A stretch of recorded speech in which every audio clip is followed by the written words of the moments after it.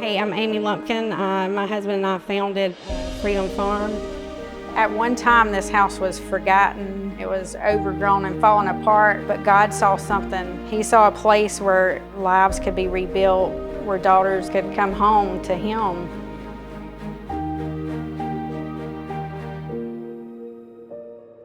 When we first established Freedom Farm, there was a barn sitting on the property that was dilapidated. It reminded us of what it looks like when children come to Christ or kids come to Christ, how they may look kind of like that barn and be just abandoned, neglected, that need to be torn down. And it just reminded me that's probably what I looked like in the spirit when Christ restored me and He brought me back to life. And so I had a vision of that barn, and we wound up having to tear the barn down because it got too bad. But my heart was to restore that barn. So when Adrian and I first walked through the house that we're sitting in now, the house was way worse than the barn. It had a tree growing through the roof. It had a casket sitting in it. It was the picture of just dead, abandoned, and it needed to be torn down. I saw the same thing in this house that I saw in the barn. So I thought that the Lord would allow us to get it and we would restore this whole thing. A builder wound up buying this and turning it around and repairing this whole thing. And the Lord said, Amy, this is what I'm gonna do. You and Donnie have been working this thing, and I'm bringing you workers alongside. So He gave us Michaela, and Michaela came on board with just the heart to love these kids, the same way this builder came along and built this and made this nice and beautiful for us to buy for the children.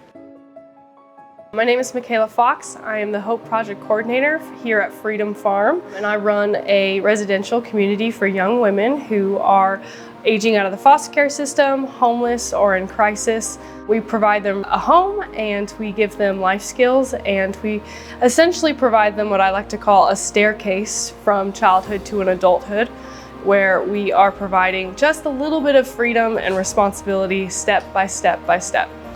Before this was the Hope House, this place was in shambles. Now it's beautiful, it's a place of healing and a place where we can provide services to young adults. Most of our girls come here with no support, no one to call, but we get to be their community. We provide them with physical, spiritual, and mental safety here and give them a space to know Christ.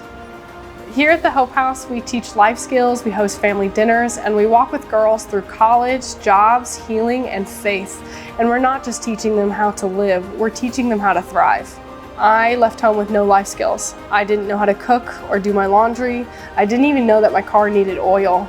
And even though I'm coming from a very different background than most of these girls, I can see that these skills are lacking in their lives, and we want to be there to provide them. I wish I had someone holding my hand walking up that staircase from childhood to adulthood.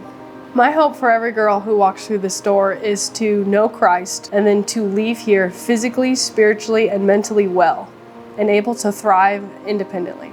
We restored a house, and now we get to restore lives, and you get to be a part of that story too.